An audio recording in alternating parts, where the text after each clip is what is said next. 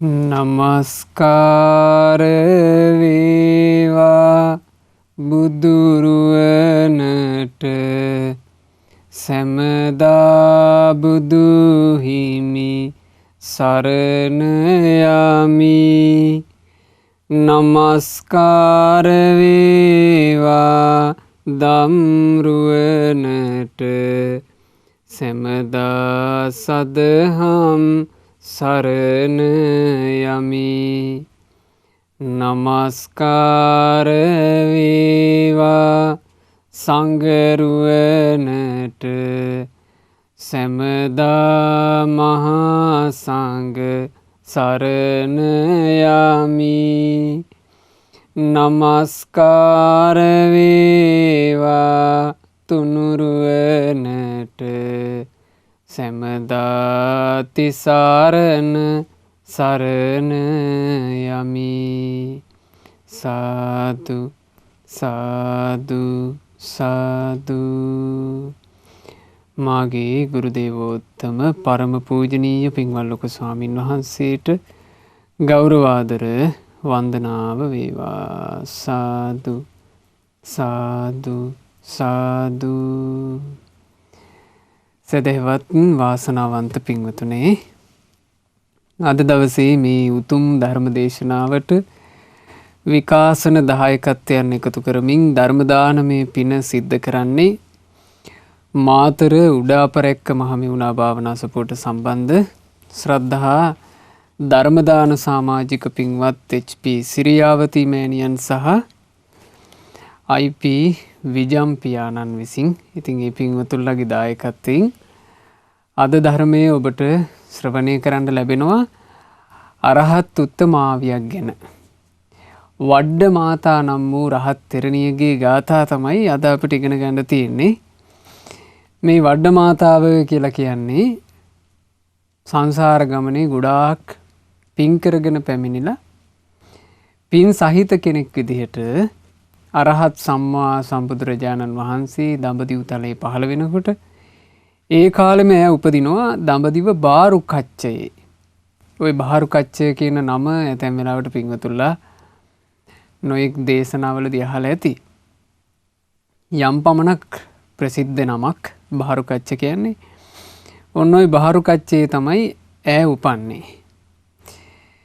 ඇගේ මුල් නම කියන්නේ ඇගේ නම මොකක්ද කියලා අටුවා පොත් වහන්සේ නමකගේවත් සඳහනක් නැහැ. ඇය පිළිවෙලින් තරුණ වයසට පැමිණියාට පස්සේ ඇයව විවාහ කරලා දුන්නා. විවාහයෙන් ඇයට පුතෙක් ලැබුණා. ඒ පුතා පස්චිම භවිකයෙක්. පස්චිම භවික කියලා කියන්නේ රහතන් වහන්සේලාට. ඊළඟට පස්චිම භවික කියලා කියනවා බෝසත්වරු උපදින කොටත්. ඒ කියන්නේ පසේ බෝසත්වරු, ඊළඟට සම්මා සම්බුද්ධත්වයට පත් වෙන බෝසතාන් වහන්සේලා. ඒත් කියන්නේ පස්චිම භවික, අන්තිම උපත. ඒ උපතින් පස්සේ ආයෙ උපතක් නැහැ. උපතක් නැති කෙනෙක් බවට පත් වෙනවනේ. සම්මා සම්බුදුරජාණන් වහන්සේ බෝසතාන් වහන්සේ විදිහට පස්චිම භවිකව උපන්නම ශ්‍රී සම්බුදු බව සාක්ෂාත් කරලා පිරිනිවෙනවා. යලි උපතක් නැහැ. සියලු පසේ බුදුරජාණන් වහන්සේලා පස්චිම භවිකවල ඉපදිලා තම තමන් වහන්සේලා ධර්මය අවබෝධ කරගෙන නිදහස් වෙනවා. ආයෙ උපතක් නැහැ. පසේ බුදු බවට පත් වෙනවා. ඊළඟට සියලු රහතන් වහන්සේලා. ඒ රහතන් වහන්සේලා අරහත්ත්වයට පින් තිබ්බ උත්තමයොත් පස්චිම භවික විදිහට උපදිනවා. ඒ ඉපදිලා බුදු කෙනෙක්ගේ දහම් පහස ලබලා සියලු කෙලෙස් නැසලා අරහත්ත්වයට පත් වෙනවා, නිදහස් වෙනවා. දැන් අපි ගත්තොත් එහෙම මේ ඇගේ කුසින් උපන්න පුතා විතරක් නෙවෙයි පස්චිම භවික. මෑත් පස්චිම භවිකයි. මොකද අවසානයේ අරහත්ත්වයට පත් වුණානේ. ඒ පස්චිම භවික පින්වන්ත පුතෙක් තමයි ඇගේ කුසේ පිළිසිඳ ගත්තේ. ඒ පුතා උපන්නට පස්සේ ඔහුට නම දැම්මා වඩ්ඩ. ඔහුගේ නම වඩ්ඩ නිසා මේ උත්තමාවී ප්‍රසිද්ධ වුණේ වඩ්ඩ මාතා කියන නමින්. හැබැයි ඇත්තටම ගත්තොත් මේ වඩ්ඩ මාතා කියන උත්තමාවී නිසා තමයි ඒ මේ වඩ්ඩ කියන පශ්චිම භවික පින්වන්ත පුත්‍ර රත්නයටත් ධර්මය අවබෝධ කරන්න ලැබුණේ. ඒ සිද්ධිය මෙහෙමයි වුණේ. පුතා ලැබිලා ටික කාලයකට පස්සේ තමයි මේ කාන්තාවට බණ අහන්න ලැබුණේ. ඇය නුවණැති බණ අහගෙන ඉන්නකොට ගොඩාක් හිත පැහැදුනා. ඇගේ කුලය ධනවත් කුලයක්. ඇයි ධනවත් කුලේ සැප සම්පත් විඳිමින්ම ධර්මයේ ශ්‍රවණය කළා. ටික ටික බණ අහනකොට ඇයට පැවිද්දට හිත පිහිටියා. ඇයට පැවිදි වෙන්න හිතන කාලේ වෙනකොට වඩ්ඩ කියන තමන්ගේ හිටපු එකම පුතාත් ලොකුයි.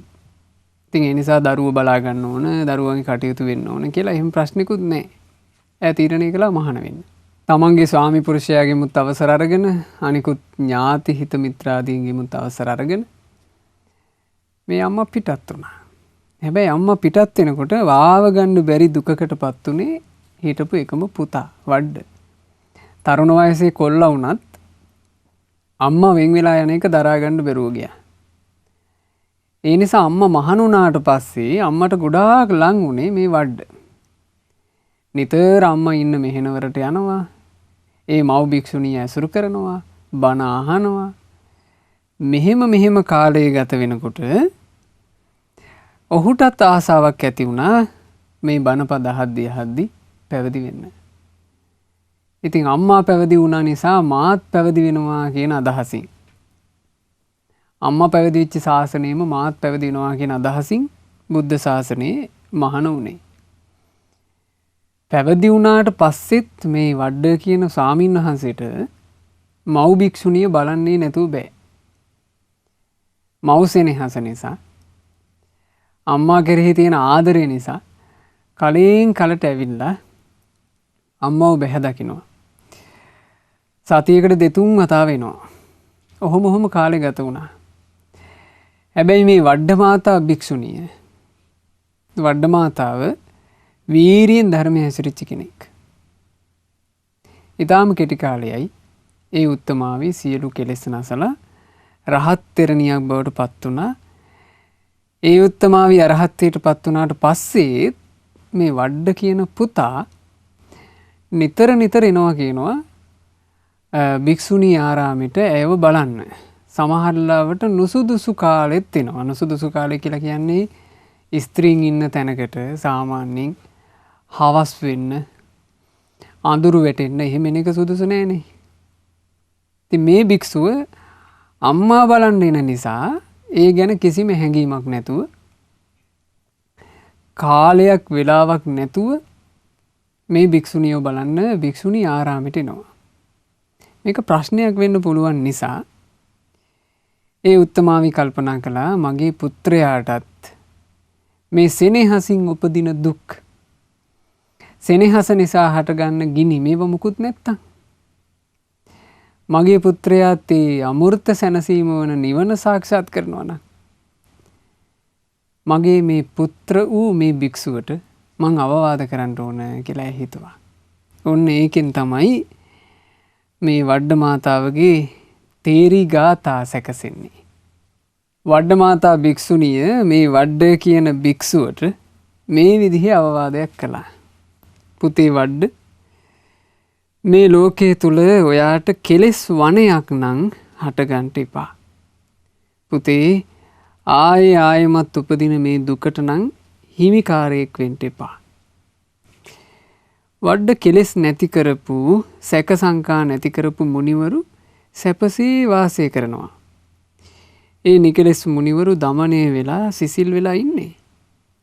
ඉතින් වඩ්ඩ ඔයත් ඒ ඉසිවරුන් පුරුදු කරපු මාර්ගයේ යන්ටකෝ.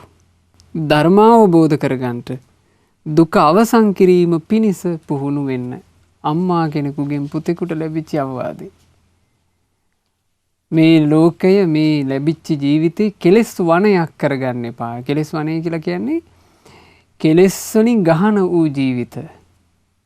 මේ ලෝකේ බලපම පිංගුතුනේ සාමාන්‍ය දරුවෙකුට සාමාන්‍ය දෙමව්පියන්ගෙන් ලැබෙන්නේ එහෙම අවවාද.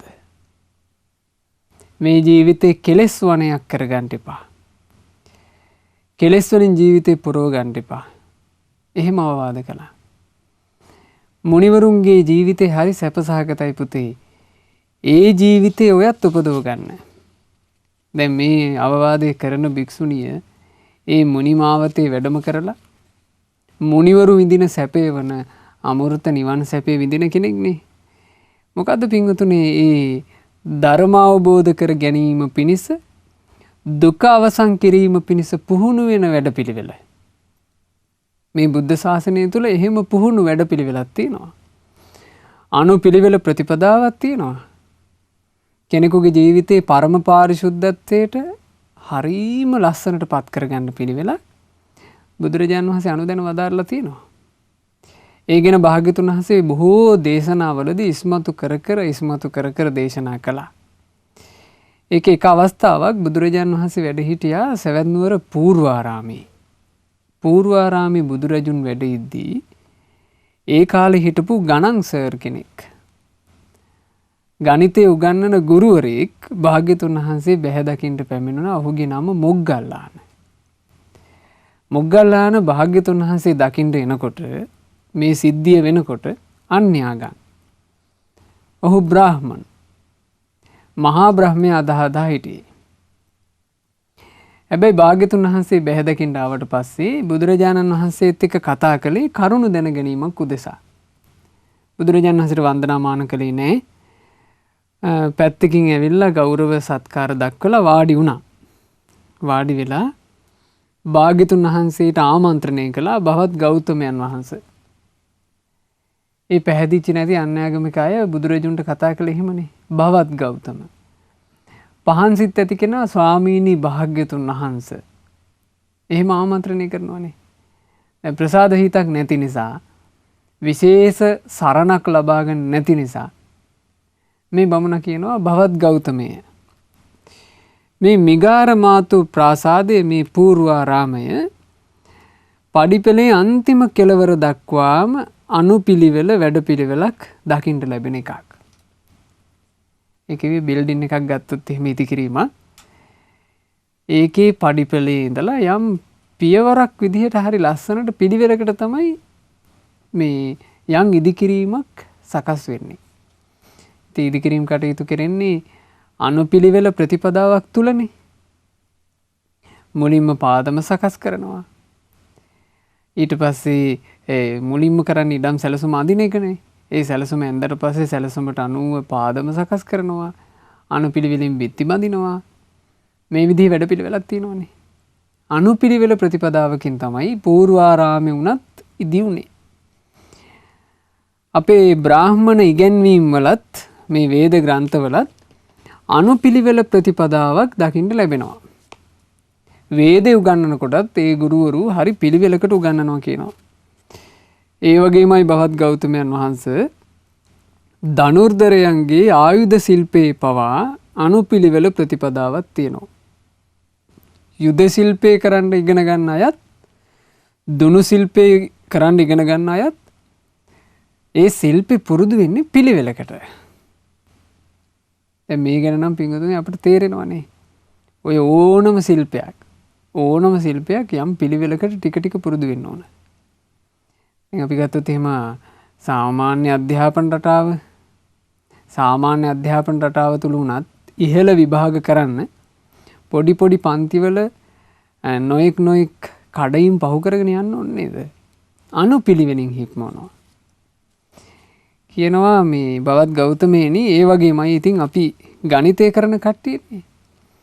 අපේ මේ ගණකාධිකාරී කටයුතු වලත් අනුපිළිවෙල ප්‍රතිපදාවක් තියෙනවා. අපේ ළඟට ශිෂ්‍යයෝ ආපුවම අපි ඒ අයන්ට උගන්වනවා අනුපිළිවෙලින්.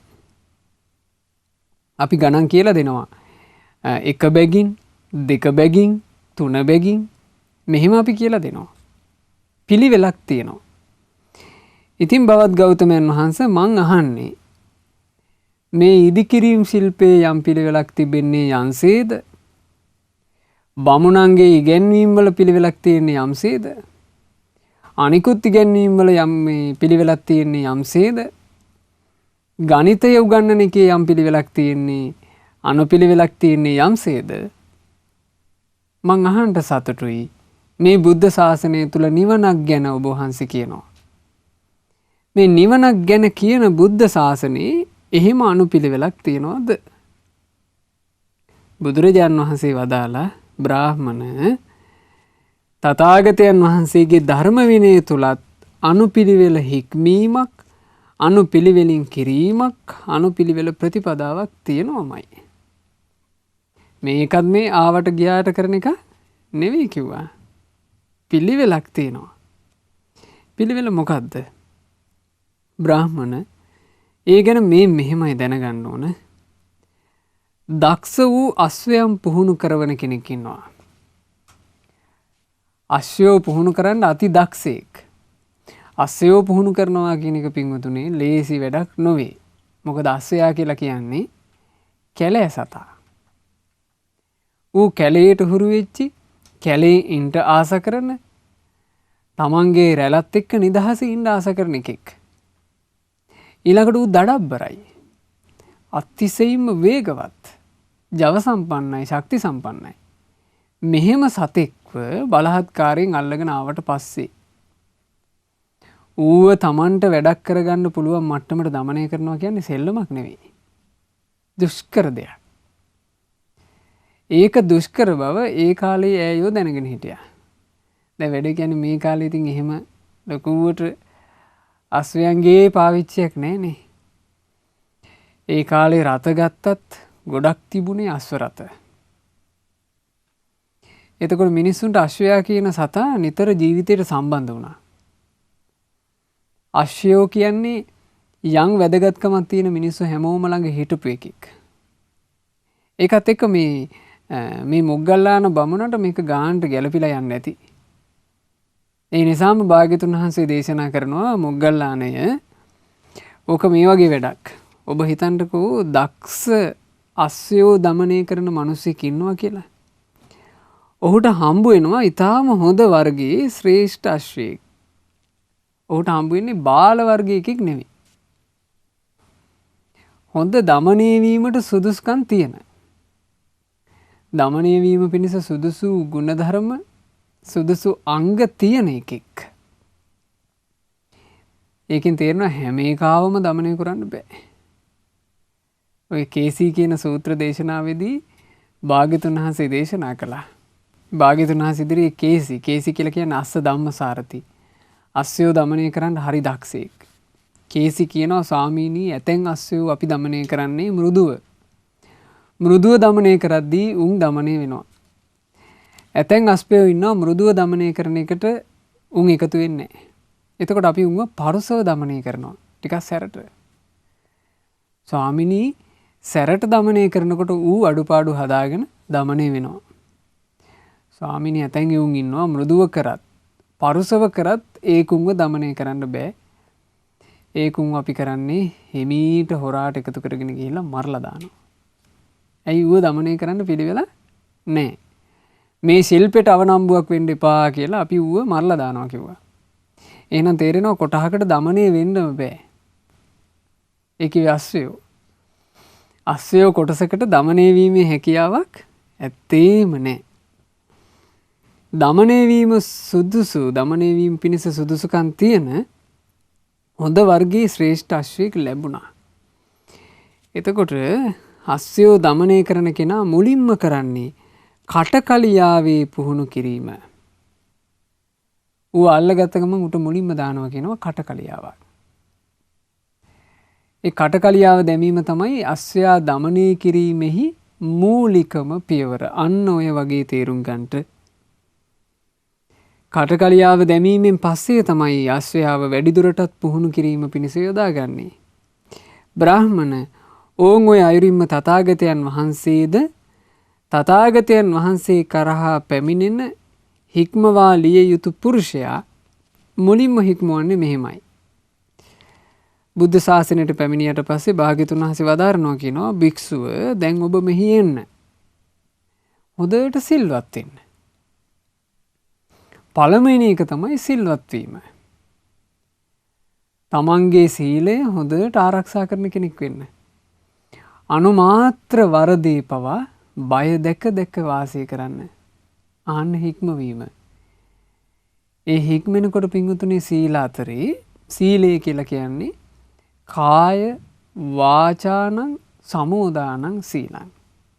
කයත් වචනයත් කියන දෙක සංවර කිරීමයි සීලය. අපි ගත්තොත් සංවර කරන්න ගොඩාක් අමාරු එකන්නේ වචනේ. කට සංවර කරනවා කියන එක හරි අමාරුයි. කට නිසාම මිනිස්සයා අසංවර වෙනවා. කටෙන් පිට වෙන වචන නිසාම මිනිසයාගේ මුළු ජීවිතේම අසංවර වෙනවා. ඒ නිසා කයත් හොඳට සංවර කරන්න ඕන, වචනෙත් හොඳට සංවර කරන්න ඕන. එහෙම සංවර කිරීම තමයි සීලය. ඉතින් බුදුරජාණන් වහන්සේ මුලින්ම පනවන්නේ සීලය කියනවා. පැමිණි භික්ෂුව මුලින්ම කරන්න ඕන සිල්වත් වීම.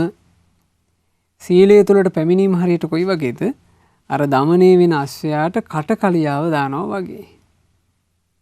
ඕන්න දැන් සීලේ හික්මුණා. සීලේ හික්මිලා කියලා බුදුරජාණන් වහන්සේට පේනකොට දැන් නම් මේ කෙනා සීලවන්තයි. තමන්ගේ කයින් වචනයෙන් වෙන අනුමාත්‍ර වරද්දට පවා බය වෙන කෙනෙක්. පිරිසුදු ජීවිතයක් ගත කරන කෙනෙක් කියලා තේරුණාට පස්සේ බුදුරජාණන් වහන්සේ දෙවනි හික්මවීමට ඔහුව යොමු කරනවා. පින්වත් භික්ෂුව මෙහි එන්න. දැන් ඔබ ඉන්ද්‍රිය සංවර කරගන්න. ඉන්ද්‍රියේසු ගුත්වද්වාර. හොඳට ඉන්ද්‍රිය සංවර කරන්න පටන් ගන්න කියනවා. ඇත්තටම කෙනෙකුට තමන්ගේ කට සංවර කරගන්න බැරි නම්, තමන්ගේ කය සංවර කරගන්න බැරි නම් ඒ කෙනාට ඉන්ද්‍රිය සංවරය කියන තැනට යන්න අමාරුයි. එතන ඉන්ද්‍රිය සංවරය කියලා කියන්නේ ඊට වඩා සියුම් එකක්. ඉන්ද්‍රිය සංවරය කියලා කිව්වේ මොකද්ද? ඇස සංවර කිරීම, කන සංවර කිරීම, නාසය සංවර කිරීම, දිව සංවර කිරීම, කය සංවර කිරීම සහ මානසික සංවරය, මනස සංවර කිරීම. ඔය ඉන්ද්‍රිය 6 සංවර කරන්න ඕන. සිල්වත් වෙච්චි තැනැත්තාට දෙවනියට ලැබෙන පුහුණුව තමයි ඉන්ද්‍රිය සංවරය. ඉන්ද්‍රියේසු ගුත්තද්වාරෝ විහරත. ඉඳුරංගේ දොරටු වසාගෙන වාසය කරන්නට.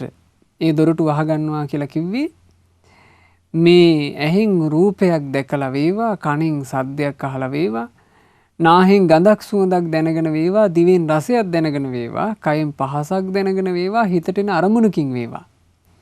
නිමිත්තක් අනුනිමිත්තක් ගන්න එපා කියනවා. ඇතුලේ අවුලක් හටගන්න.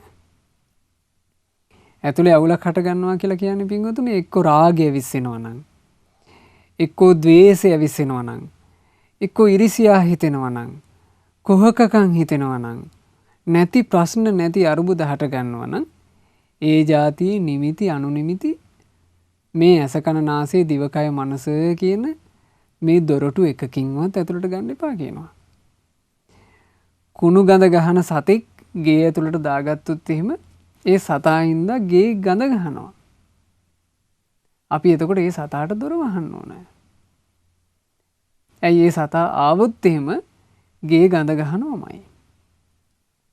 විස සහිත සත්තු, සර්පයෝ, ගෝනුස්සෝ, පත්තෑයෝ වගේ සත්තු මේ ගෙවල් ඇතුළට ඇවිල්ලා මිනිසුන්ට දෂ්ට කරන නිසා, විපතක් වෙන්න පුළුවන් හැකියාව නිසා, ඒ විපත්තිකර කාරණේ නිසාමයි නේද මිනිස්සු ඒ සත්තුන්ට ඇතුල් වෙන්න බැරි විදිහට දොරවල් වහන්නේ. දොරවල් වහනවා. ඒ දොරටු වැහුවාට පස්සේ දොර වැසීම හේතු කරගෙන අර ප්‍රශ්නේ වළක්වන්න පුළුවන්. ඕන් ওই විදිහමයි. ওই විදිහටයි තේරුම් ගන්න ඕන. ඇස කන නාසය දිවකය මනස කියන මේ ආයතන 6න්, මේ ආයතන 6 මුල් කරගෙන කිසිම විදිහකින් අභ්‍යන්තර අර්බුදයක් හටගන්න දෙන්නේ නැති විදිහට මේක සංවර කරන්න කියනවා. සරලවම ඉන්ද්‍රිය සංවරය තේරුම් ගන්න ඕන මේ විදිහට. මොකද පිංගුතුනි මේ ජීවිතය ගත කරනකොට ජීවිතය ඇතුලේ සියලු වෙහෙසවල් ඔය ඉන්ද්‍රියක් තුලින් නේද අපිට එන්නේ.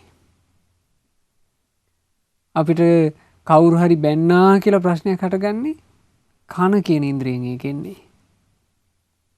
ගන්ධස්තරේ බෑ කියන ප්‍රශ්නේ එන්නේ නාහය කියන ඉන්ද්‍රියෙන්.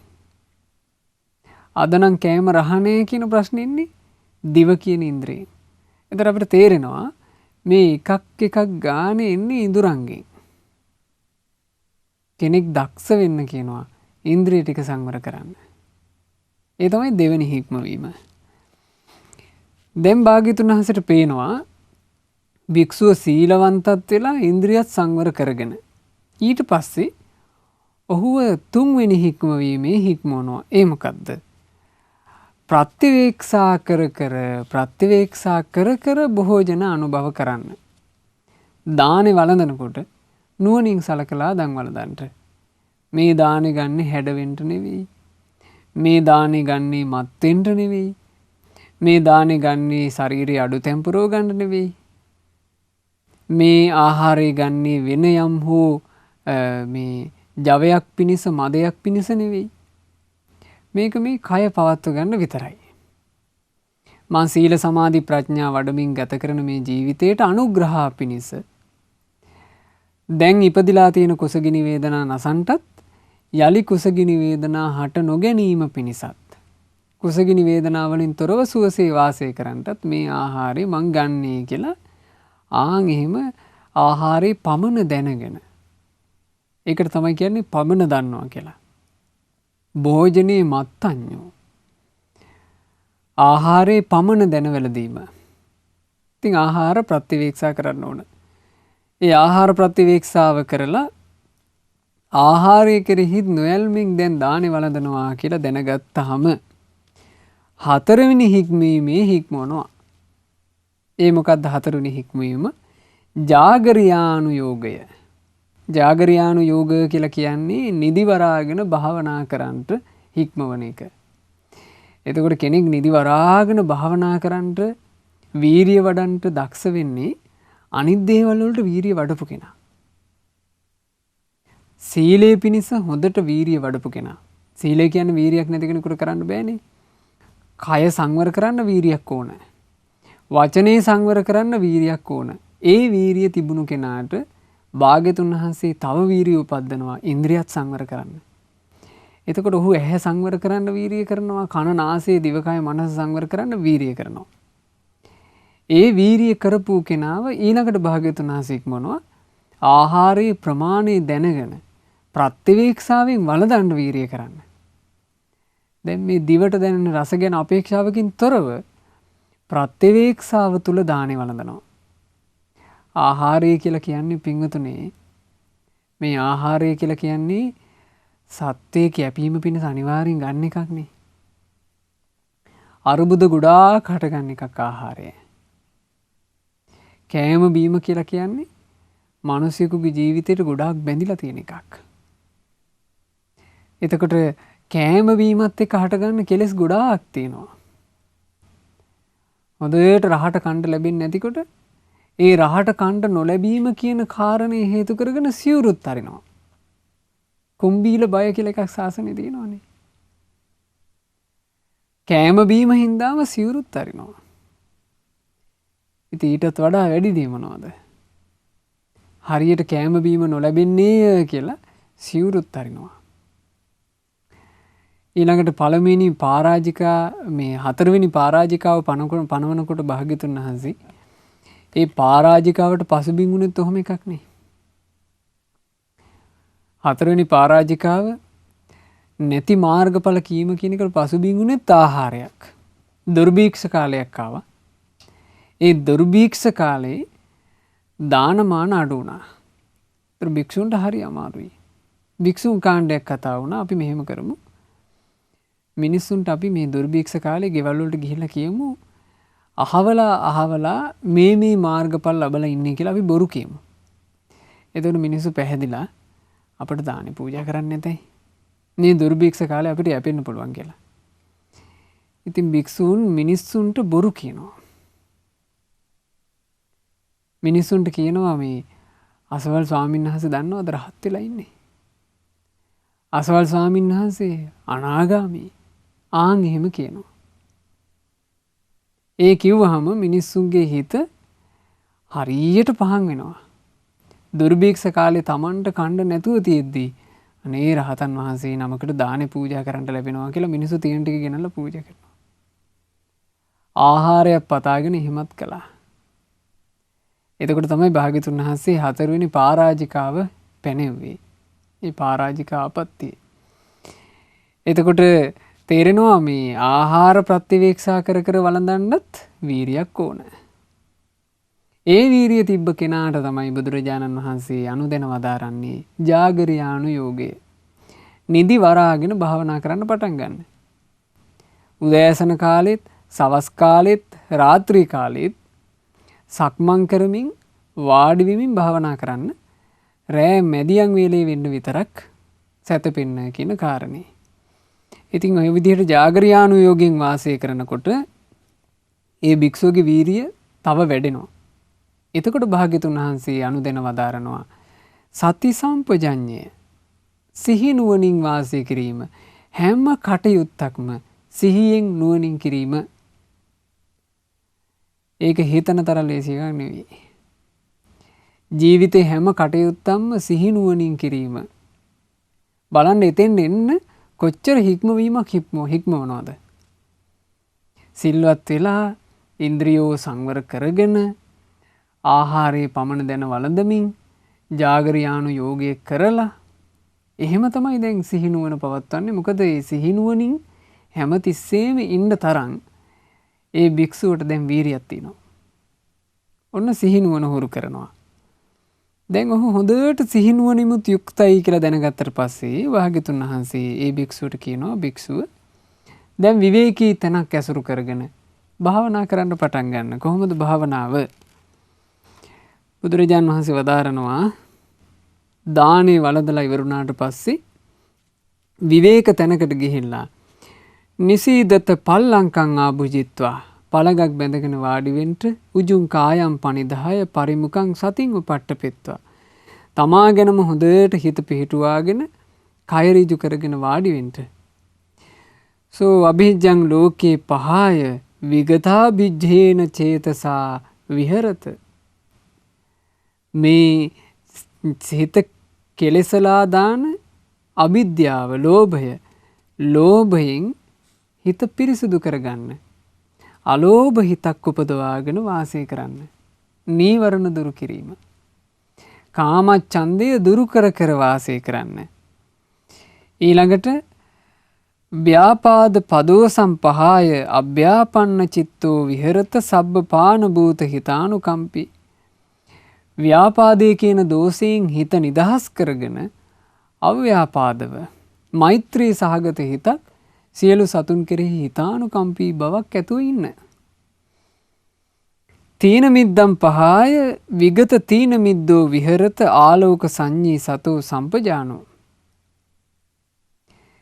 නිදිමත අලසකමින් බැහැර වෙලා නිදිමතක් අලසකමක් නැතුව හොඳ ප්‍රමුදිත හිතකින් ආලෝක සංඥාව උපදවාගෙන වාසය කරන්නට තීන මිද්දෙන් හිත පිරිසුදු කරගන්නට ඊළඟට උද්දච්ච කුක්කුච්චේ බැහැර කරලා අනුද්ධතෝ විහෙරත හොඳ සංසිඳිච්ච හිතකින් වාසය කරන්නට උද්දච්ච කුක්කුච්චෙන් විසිරීමෙන් පසුතැවීමෙන් හිත පිරිසිදු කරන්න.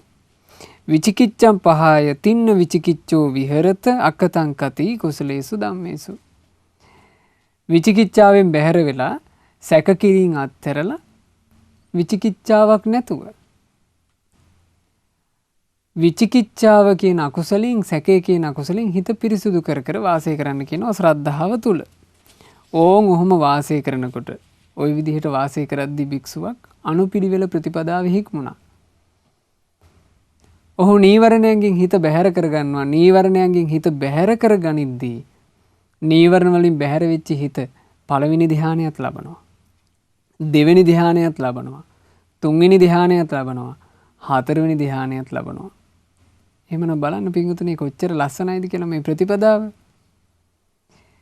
ওই විදිහට ධ්‍යාන සැප උපදවා ගත්තට පස්සේ ඒ ධ්‍යානයේ තුල පිහිටලා විදර්ශනා කරන භික්ෂුව තමයි සියලු කෙලෙස් ප්‍රහාණය කරන්නේ කියලා බුදුරජාණන් වහන්සේ දේශනා කළා. ඕක තමයි අනුපිළිවෙල ප්‍රතිපදාව ශාසනයේ. හැබැයි ওই ප්‍රතිපදාව ওই විදිහට තිබුණාට ඔය ප්‍රතිපදාවේ ගමන් කිරීම පිණිස මහා පින් බලයක් ඕන. හරියට කැලෙන් අල්ලාගෙන එන සියලු අශ්වයෝ দমনය කරන්න බෑනේ. ඒ වගේ හැම දිනාටම দমনය වීමේ හැකියාව නැහැ. හැම දිනාම මේකට දක්ෂ නැහැ.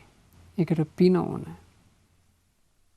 පින තියෙන කෙනාට උපදින යම් කෙනෙකුට පින් තියෙනවා නම් පින් තියෙන කෙනාට උපදින විශේෂ ගුණයක් තියෙනවා.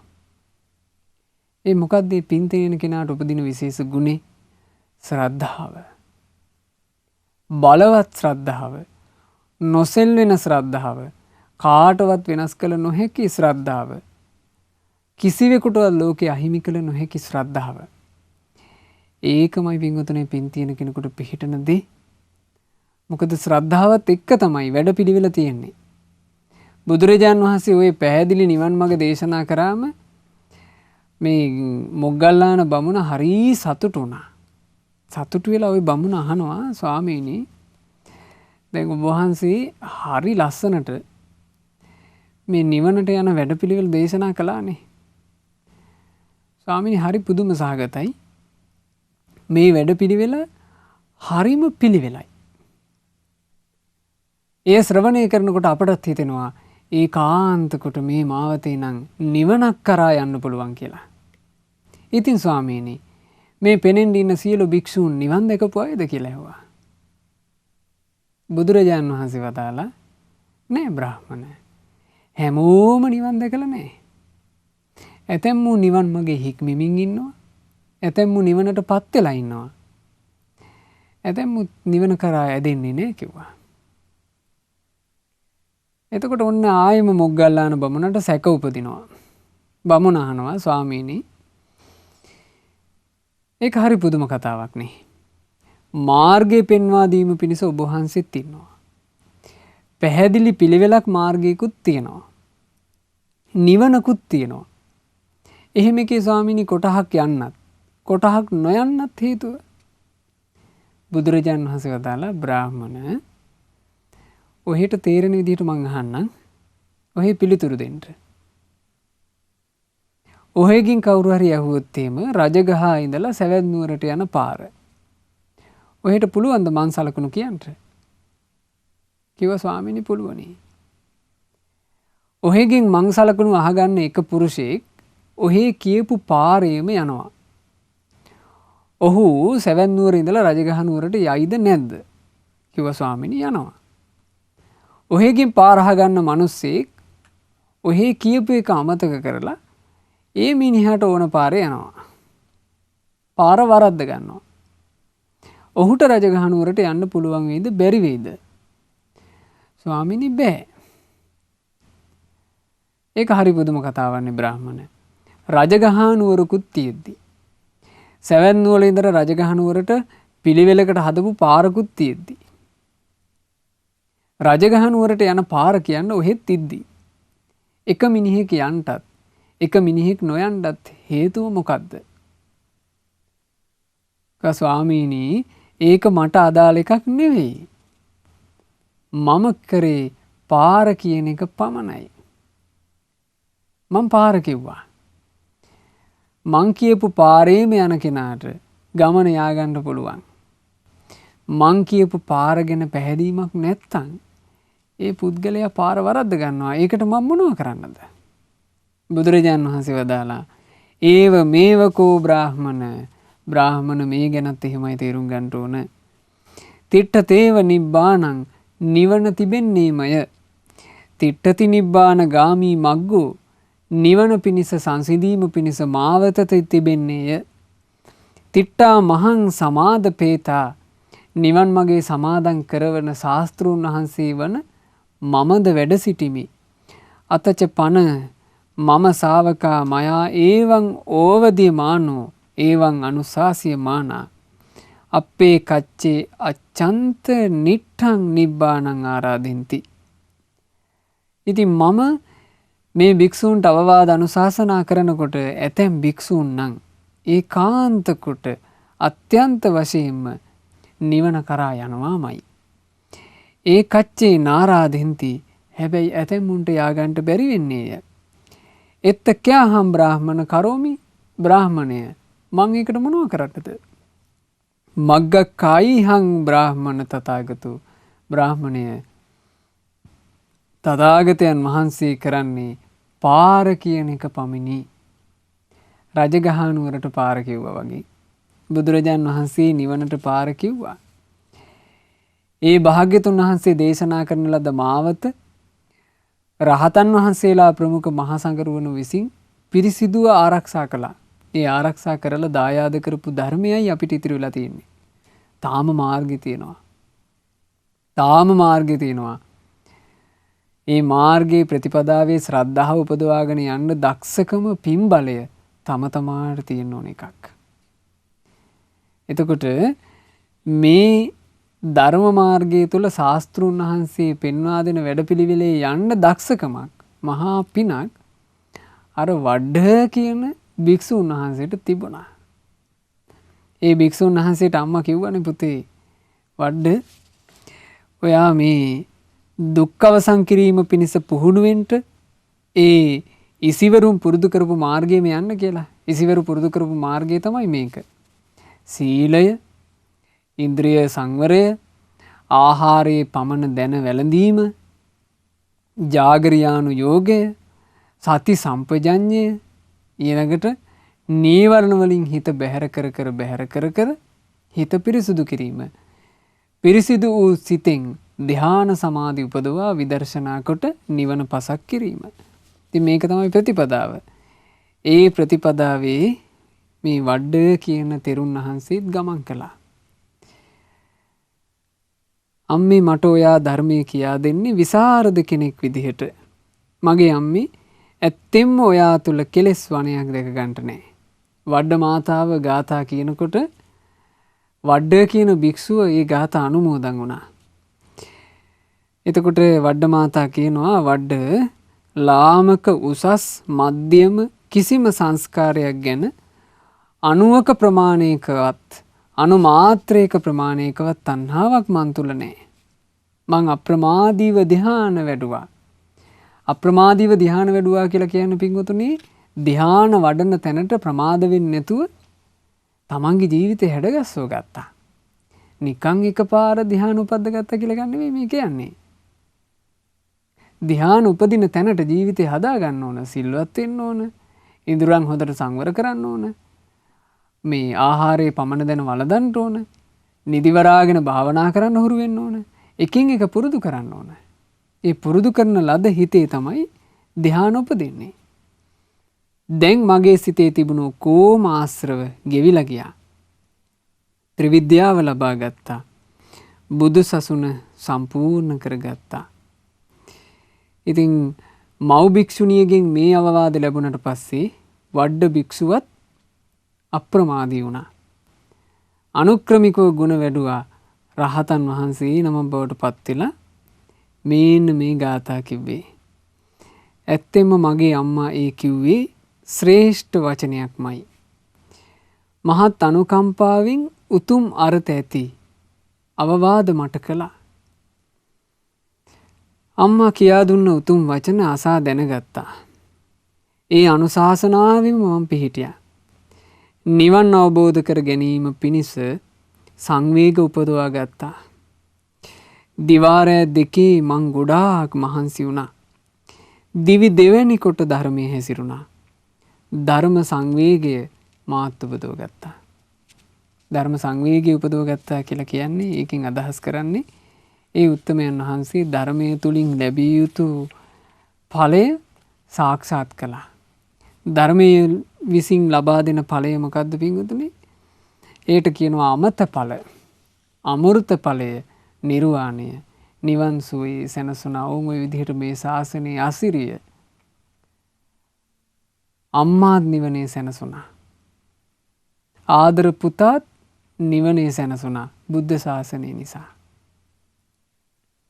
නැත්තම් මේ මව්පුතු සම්බන්ධය නිසා සාංශාරික ගමනක් දිගින් දිගට ඇදෙන එකයි වෙන්නේ. නමුත් බලන්න බුදු සසුනේ අසිරිය අම්මා කෙනෙක් තමන්ගේ ආදර පුතාට නිවන් දැකීම පිණිස කල්යාණ මිතුරිය බවට පත් වුණා. අවසානයේ මේ වඩ තෙරුණුත් නිවන් සුවයේ සැනසුණා. අපි අද ඉගෙන ගත්තේ වඩ්ඩ මාතා රහත් තෙරණියගේ ගාථා. ඒ වඩ්ඩ මහතා රහත් තෙරණියටත් වඩ්ඩ කියන මහ රහතන් වහන්සේටත් নমස්කාර කරමින් අපිත් අදිෂ්ඨාන කරමු. අපට මේ දුර්ලභ බුදු සසුන මුණ ගැහිච්ච මනුස්ස ජීවිතේ නිදුකින් සුවසේම දහම් මඟ දියුණු කරගන්නටත් ජීවිතයට බොහෝසේ උපකාර වන පින් දහම් රැස් කරගන්නටත් කල්යාණ මිත්‍ර ඇසුරේ දහම් මගේ හැසිරී චතුරාර්ය සත්‍ය අවබෝධයෙන් ලබන රහතුන් සැනසුන රහත් උත්තමාවියන් සැනසුන අමා නිවනේ සැනසෙන්ට අප හැම දෙනාට වාසනාව ලැබෙත්වා. සාදු සාදු සාදු. රැස් කළ සියලු පුණ්‍ය ධර්මයන් සියලු දෙවියෝ සතුටින් අනුමෝදන් වෙත්වා. පින් අනුමෝදන් වන දෙවිවරු දිව්‍ය සැපෙන් වැඩෙත්වා. ඒ හැම දෙවියන්ගේ ආශිර්වාද රැකවරණ අප හැම දෙනාට දෙවියෝ සලසත්වා.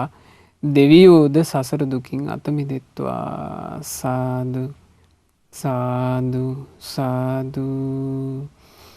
ගුරු දේවෝත්තම පරම පූජනීය පින්වත් ලොකු ස්වාමීන් වහන්සේට පින් අනුමෝදන් වෙත්වා. නිදුක් නිරෝග සුව සැලසෙත්වා. දීර්ඝායුෂ සැලසෙත්වා. ගෞතම සාසනය තුලම උතුම් වූ චතුරාර්ය සත්‍ය ධර්මය පරිපූර්ණ වශයෙන් අවබෝධ කරන්ට වාසනාව ලැබෙත්වා. සාදු සාදු සාදු. රැස් කළ සියලු පුණ්‍ය ධර්මයන් ධර්ම දානයේ සිදු කරන පින්වතුන්ලා බලාපොරොත්තු වෙන ආකාරයෙන් පළොල් පිටිය අනගාരികා අසපුවේ වැඩ සිටින පින්වත් ලොකු මෑණියන් වහන්සේ ඇතුළු සියලු මෑණියන් වහන්සේලාටත් ඒ උපාසක උපාසිකාවන් හැම දිනාටත් පින් අනුමෝදන් වෙලා ඒ මෑණියන් වහන්සේ ඇතුළු සියලු මෑණියන් වහන්සේලාටත් ඒ උපාසක උපාසිකාවන් හැම දිනාටත් සුවසේ දහම් මඟ දියුණු කරගන්නටත් ගෞතම සාසනයේ ධර්මාවබෝධයෙන් සැනසෙන්නටත් වාසනාව ලැබෙත්වා කියලා අපි පින් අනුමෝදනා සිදු කරනවා. රැස් කළා වූ සියලු පුණ්‍ය ධර්මයෝ HP සිරියාවතී මෑණියන්ගේ නමින් මිය පරලෝ යන්ට යෙදුණු HP පීටර් පියාණන්ට සහ SP සිසිලෙන් මෑණියන්ට අනුමෝදන් වෙත්වා. IP විජම් පියාණන්ගේ නමින් මිය පරලෝ ගිය IP ජේමිස් පියාණන්ට සහ HP කංචිනා මෑණියන්ට පින් අනුමෝදන් වෙත්වා. මිය පරලෝ ගිය ER ධර්මරත්න බණ්ඩා පියාණන්ට සහ උපතිස්ස වල්ගම පියාණන් ඇතුළු නමින් මිය ගියා වූ සියලු ඥාතීන්ට පින් අනුමෝදන්ව ඥාතීන්ගේ පරලෝ ජීවිත සැපයටම පත්වෙත්වා. අපගේ ඥාතීන් මේ දුක් සහිත වූ සංසාර ගමනින් ඉතා ඉක්මනින්ම නිදහස් වෙත්වා කියන ප්‍රාර්ථනාවෙන් ඥාතීන්ට පින් අනුමෝදනා සිදු කරන්න. IP බුද්ධික රොෂාන් පුතණුවන්ට ER දමයන්ති ධර්මරත්න ලේලියට IP සන්ධ්‍යා දිල්ෂානී දියණියට සහ රොෂාන් වල්ගම බෑනාට සුපහන් ධර්මප්‍රිය සුලක්කන ප්‍රභාස්වර සහ සදෙව් මෙත්සර යන ඒ මුණුපුරන්ට මේ සියලුම පුණ්‍ය ධර්මය අනුමෝදන් වෙත්වා. අද දවසේ දායකත්වයන් දරනු ලැබූ මාතර උඩාපරැක්ක මහමෙවුනා භාවනා අසපුවට සම්බන්ධ ශ්‍රද්ධහා ධර්මදාන සමාජික පින්වත් HP සිරියාවති මෑණියන්ටත් IP විජම් පියාණන්ට මේ සියලුම පුණ්‍ය ධර්මය අනුමෝදන් වෙලා සුජීවත්ව සිටින සහෝදර සහෝදරියන් ඇතුළු ඥාති හිත මිත්‍රාදීන් හැම දෙනාටත් පින් අනුමෝදන් වෙලා ඒ ධර්ම දානය සිදු කරපු පින්වතුන්ලා හැම දෙනාගේ සියලු කටයුතු රැකී ආරක්ෂා ආදිය ඒ දූදරු මුණුපුරු මිනිපිරියන්ගේ අධ්‍යාපන කටයුතු ආදිය ਸਰව ප්‍රකාරයෙන්ම සාර්ථක වෙත්වා. තවදුරටත් ජීවිතයට බොහෝ පින් රැස් කරගන්නට ඒ පින්වතුන්ලාට අවකාශ ලැබෙත්වා. කල්යාණ මිත්‍ර ඇසුරේ ගුණධර්ම දියුණු කරගෙන මේ ගෞතම සාසනය තුල චතුරාර්ය සත්‍ය ධර්මය අවබෝධ කරගන්නට වාසනාව ලැබෙත්වා කියලා අපි සෙත් ප්‍රාර්ථනා කරනවා. මාතර උඩාපරැක්ක මහමෙවුනාව භාවනා අසපුවේ වැඩ හිඳින ඒ පූජනීය මහා සංගරුවනට මහමෙවුනා වාසී රටලෝක වාසී සිල්ගුණ දම් පුරන උතුම් මහා සංගරුවනට පින් අනුමෝදන් වෙලා මහා සංගරුවන අමා නිවනේ සැනසේවා. සාදු සාදු සාදු. රැස් කළා වූ සීල පුණ්‍ය ධර්මයන් ධර්ම දානයේ සිදු කරපු පින්වතුන්ලාට ශ්‍රද්ධා මාසික ධර්ම දාන සමාජික පින්වතුන්ලාට සුපින්නත් ඔබ සෑම සියලු දෙනාටත් ශ්‍රද්ධා කාර්ය මණ්ඩලයේ හැම දෙනාටත් අනුමෝදන්ව සියලු දෙනාට ගෞතම සාසනයේ සුවසේම ධර්ම අවබෝධ කරන්ට අවකාශ ලැබෙත්වා. හැම දිනාටම තෙරුවන් සරණයි. නමෝ බුද්ධාය. මෙවැනි වටිනා ධර්මදේශනා ශ්‍රවණය කිරීමට ශ්‍රද්ධා ටෙලි YouTube චැනලය සබස්ක්‍රයිබ් කරන්න.